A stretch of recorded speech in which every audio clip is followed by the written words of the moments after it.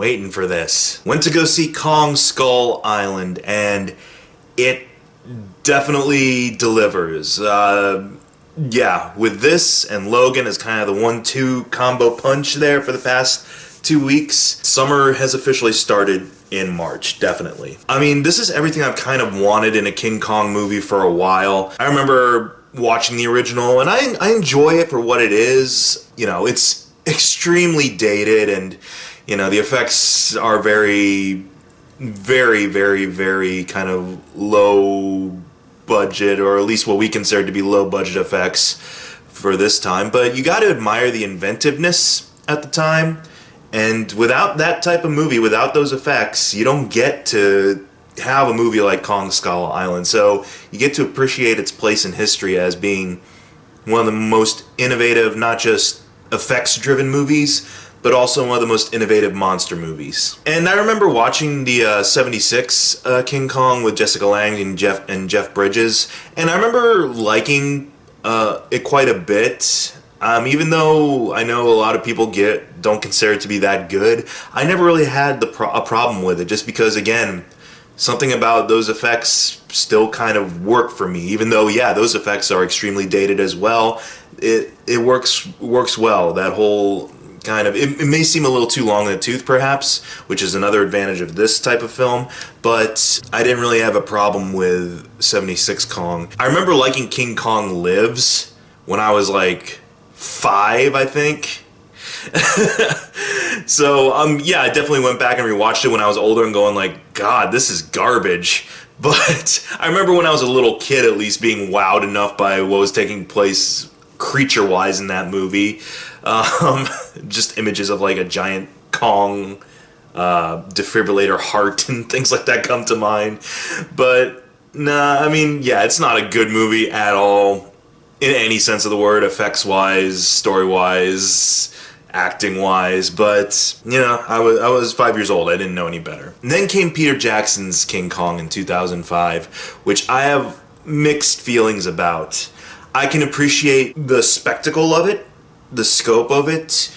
I did appreciate the King Kong-centric moments of it, where he's going all out, like fighting a T-Rex, a couple of T-Rexes all at once, or when the amount of character they're able to inject into this performance. Again, it's Andy Serkis providing motion capture, but, you know, you'd be hard-pressed to really find him in this more so than in something like Gollum or even Caesar. It's really well done how they try to make Kong more of a character in that film. But it is very, very bloated and very overly romanticized for no good reason. There's no reason a King Kong movie should be 3 hours long. There's not enough material, I feel, that warrants extending it to that running time. 2 hours at most. And again, that's one of the plus sides of this movie is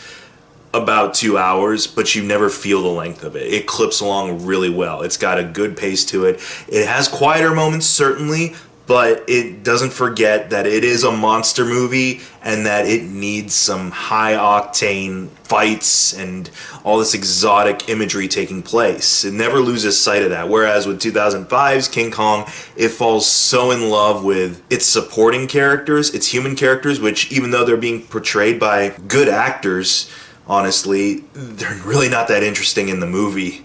About the only interesting character in the movie I found was Naomi Watts. Overall, performance-wise, Jack Black is kind of fun in that movie, just because he is fully aware he's going for full camp in that movie, but it fits that time period. Naomi Watts, I felt, actually had a pretty good arc with her struggling actress character who befriends Kong and employs a lot of her skills to kind of appeal to him. I'm just recalling things now, like Andy Serkis's Cook character getting killed by giant grub worms in a pit, and that was like supposed to be a big impactful death, and I couldn't give two shits because I'm like, we've spent, what, 2 scenes talking to this guy and I still don't even know his name aside from being Cook. Maybe that was the character's name, Cook, I don't remember. He gets eaten by grub worms, whoop-de-doo. Adrien Brody being Adrian Brody-ish in it.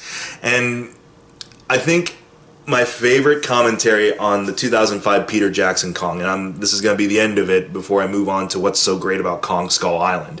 My favorite comment on 2005's King Kong came from my dad, who I went to go see this movie with in the theaters. I went to go watch this film with my dad when it first came out. I think he liked it a little bit more than I did, but I remember his one kind of smart-ass remark towards the movie was, why were they building up so many romantic scenes between Kong and Naomi Watts? And I agree wholeheartedly, because he goes on to say, like, the only thing that monkey is thinking about is, how the hell am I going to have sex with something this small? And so I just remember that comment from him. I mean, like, yeah, there's a lot of overly sappy, sentimental stuff that really doesn't need to be there to endear Kong to me. Like, the ending to that King Kong is sad, but it's not because I'm like, oh, he's being torn from his lady love, Naomi Watts. It's because this giant ape looks really sad that he's about to die. That's what I took away from it. It has nothing to do with the fact that he and Naomi Watts had a lovely skate down a frozen lake in Central Park for about 5 minutes. I just remember stupid stuff like that being overly played up for melodrama, being held on for slow-mo, for glossy, just like Hollywood glam and glitz, and there's no reason a King Kong movie needs to be that long and that padded out. Which is why Kong Skull Island is so far my favorite Kong movie, because it is just the right amount of time, it has just the right amount of cool sequences, cool visuals, an awesome production design, visceral action. Like, I'm really surprised this is a PG-13, because there's some stuff in here that, holy God, it's kind of disturbing. It has characters that are entertaining enough, but I don't need to get into intricate backstories with really any of them, because they're being portrayed by very charismatic and very appealing actors who can sell you on the most bare bones type of role. It takes place during 1973,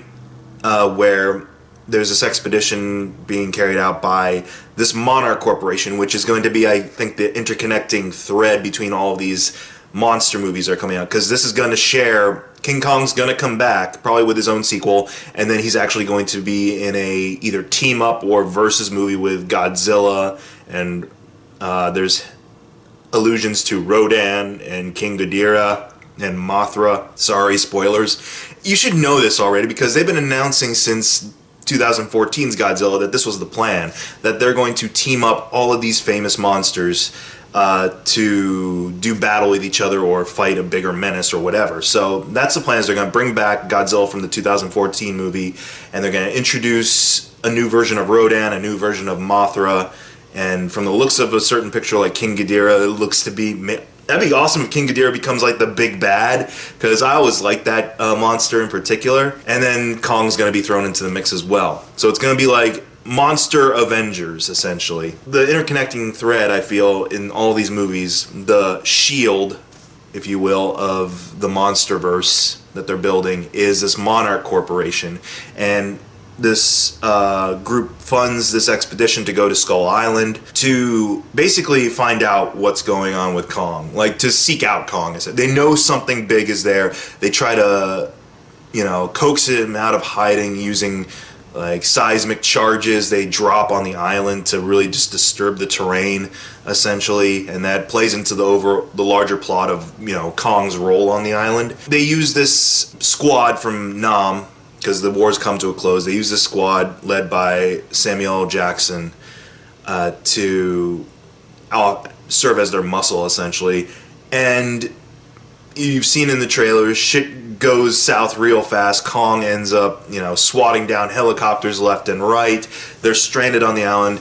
There's a group that wants to get off of the island, but at the same time, Samuel L. Jackson, who is just burnt out on war, essentially, and has become so unhinged and disillusioned, he basically sees a new enemy in King Kong and wants to rather hunt him down and kill him off. just purely out of spite, purely out of revenge.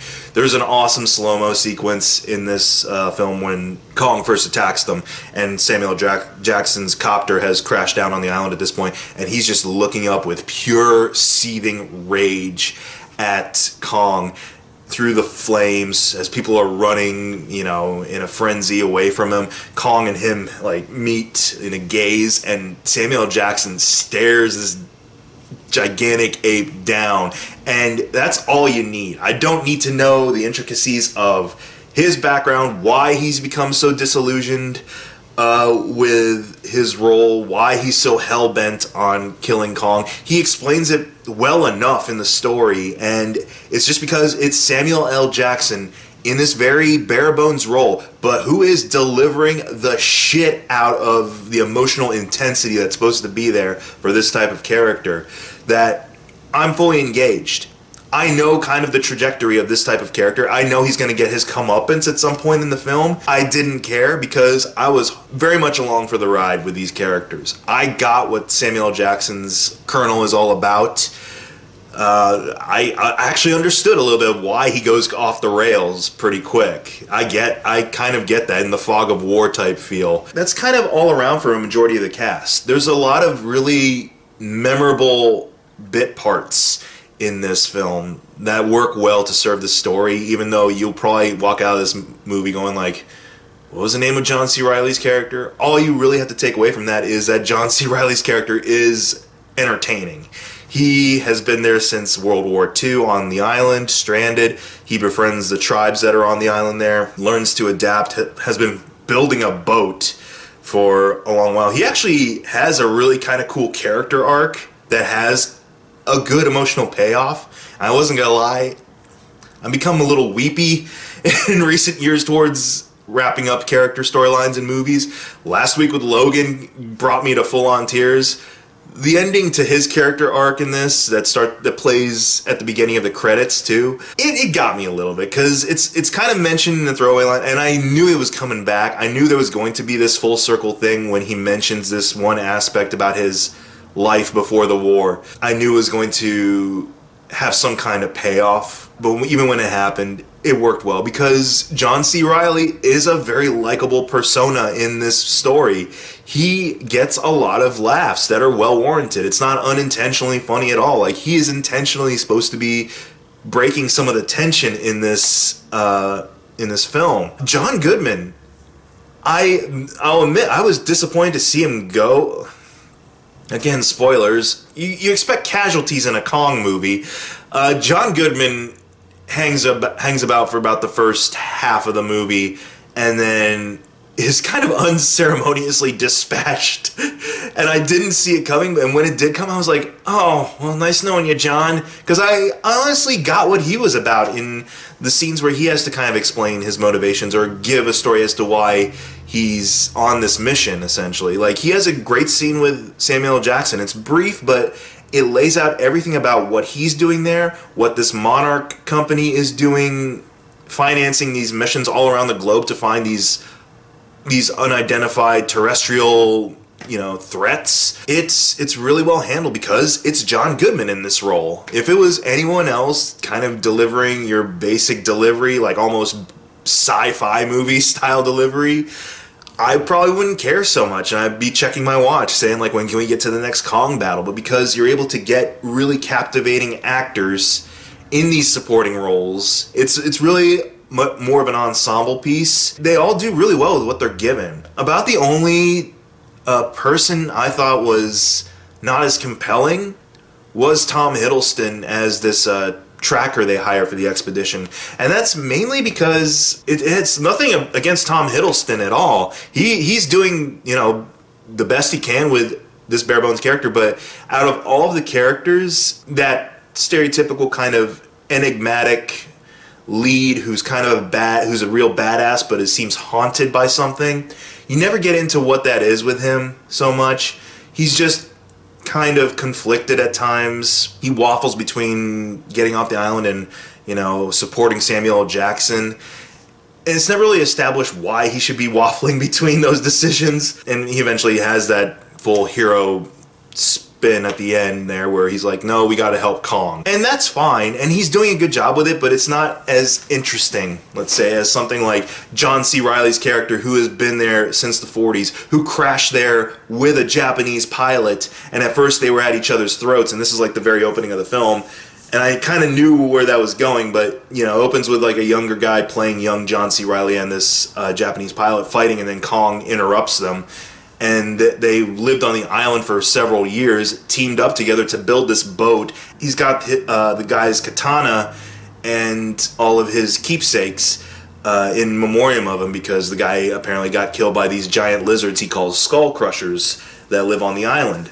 And it's a cool little character flourish. It doesn't need to be what Peter Jackson would have done with it, where John C. Reilly, you spend a full 15-20 minutes with him talking about, you know, where he was born, where he was raised, where he was taught to fight, what brought him to that point in the war, you know, the first couple of days with, you know, living on the island with this Japanese pilot, you know, how they found the tribe and so forth. You don't need to get into all that. It's all hinted at. It's all kind of established there in the background for you to figure out for yourself, and he's only given a couple of lines to allude to other stories. And that's fine, because he's got enough charisma and enough charm and enough humor to be able to make that work, to make the humor work, but also to make kind of the heartbreak he feels about leaving the tribe, to make his reminiscing about his enemy turned friend. All that stuff is implied, and it works really well throughout the film. Just on sheer spectacle, this movie, I feel, has the most dazzling and most intricate ecosystem of Skull Island I've seen in any of these films. Like in the original King Kong, you had King Kong and dinosaurs, essentially, and the tribesfolk. In the 2005 one, like I said, you had the same thing.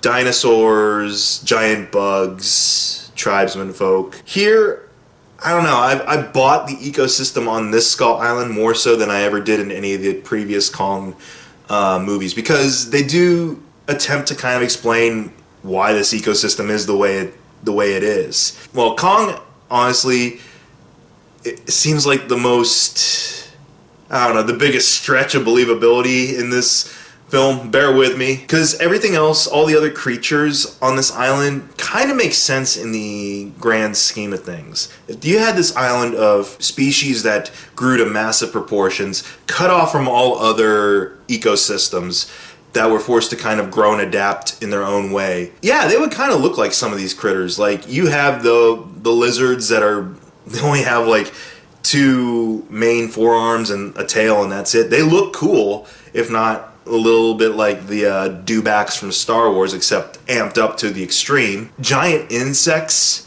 that blend into their surroundings, like a huge walking stick essentially, but it doesn't look like just a big walking stick. Like, it looks like a strain of walking stick that grew to giant proportions and had to evolve to look like giant fallen trees instead of just little twigs. Like, that works. You have, oh god, you have a giant spider that towers over the tree lines, but its legs look like bamboo stalks. You know, instead of like shooting out webbing, it shoots out like slimy red tendrils to grab its prey and stuff, which is awesome and kind of cool. You have Kong fighting a giant squid in this movie that doesn't just look like a big squid. It looks like something out of like the Odyssey. Like, if you were to envision something like Charybdis or anything like that, it looks sea monster-ish. There's also like little flourishes to like water buffalo and things like that. Like, there's a water buffalo that shows up, or a caribou or water buffalo, I can't remember exactly what it is, but it's got the antlers and make of it. But it's so massive, and it has acquired like algae and has like vegetation growing on it, that when it's submerged, it looks like an island. Like, I didn't really think it's there in the background in one scene, and I didn't think much of it. But then as soon as it shifts a little bit, I'm like, what? And then here comes this giant like caribou just rising out of the lake, and I'm like, that's kind of cool. I've never seen that in a creature design before. Usually you just see a big caribou and that would be it, but it's like a big towering caribou with all these cool adaptive features on it. The designs really stuck out to me so much with these background critters that, yeah, King Kong is honestly the sore thumb that sticks out in this whole movie. And that's not taking away from it, because I understand you don't want King Kong to be too off model. He's a giant ape. He doesn't need to have, like, moss growing off of him. I mean, he looks dirty, he looks grimy, but nothing that you wouldn't see in, a stereotypical ape in the wild. I understand they couldn't probably go too far with his design. You want to stay true to the essence of what people remember in a King Kong type image. Again, that's a little nitpick, but it works well in this movie, and it works well for the action in this movie, because these fights are some of the best, not just King Kong fights, but best monster fights I've seen in a while, since probably some of the battles in Pacific Rim. You got Kong fighting lizards, like just smashing their faces into mountainsides. You have him warding off a lake full of napalm. Him using a combination of a chain stuck on an old rudder off of a giant tanker, and using it as like the saw blade thing to throw at the lizards, kind of along the lines of what's her name, Go-Go from Kill Bill. Like, I was like, hell yeah, this is awesome. You are not without some pretty spellbinding action sequences for too long in this movie. Like I said, it goes very quickly. It's about 2 hours, but it doesn't feel like it's 2 hours. You never get bogged down with pointless backstory with the characters. They serve their purposes to be the heroes, to be the villains, to be the comic reliefs, and still be entertaining. And then you're right back in there with a scene of Kong washing himself in the lake and fighting off this sea monster, or a scene of Kong going to this nesting ground for these lizards and just beating two of them into submission. It's well handled, it's well executed, and it never dragged for me. I am looking forward now more so to seeing what they're going to do with this expanded universe of incorporating King Kong and Godzilla and Mothra and Rodan and all of them into the mix. Because, heads up, there is a post-credit scene, as per the course for a lot of these big cinematic universe franchises now. Just the hints of it, and when I see some of the familiar imagery in this post-credit scene, I get more and more jazzed, because it looks to be a hell of a lot of fun down the line. And I actually appreciated things about the 2014 Godzilla. I know a lot of people thought it was not that great. I honestly think it's okay. It's got great Godzilla moments, and it doesn't get into the overly melodramatic or romanticized stuff that Peter Jackson got into with King Kong. It does suffer from not having an interesting enough cast. The only really interesting character in the movie is Bryan Cranston, and he's done away with in the first third of the movie. I hope that's clearly a lesson they took to heart with Kong Skull Island. We understand we still gotta have human characters to kind of anchor our story a little bit. Let's at least make them interesting, and let's understand that while they can be entertaining, a majority of our entertainment needs to come from the spectacle of King Kong. And in that aspect, I feel Skull Island really serves the viewer well with that. I think longtime Kong fans will enjoy this movie. I think newcomers who are kind of like, what's the big deal about King Kong anymore, will get re-energized or find something new to take away from this film, especially with the prospect of, King Kong and other memorable monsters facing off either against each other or against other threats in the future. I think that has the potential to be really kind of fun. Summer's arrived early. Kong Skull Island and this paired with Logan make for a great way to kick things off. Let's hope the momentum carries further into March with what's next? Something next week in Power Rangers, but we'll see.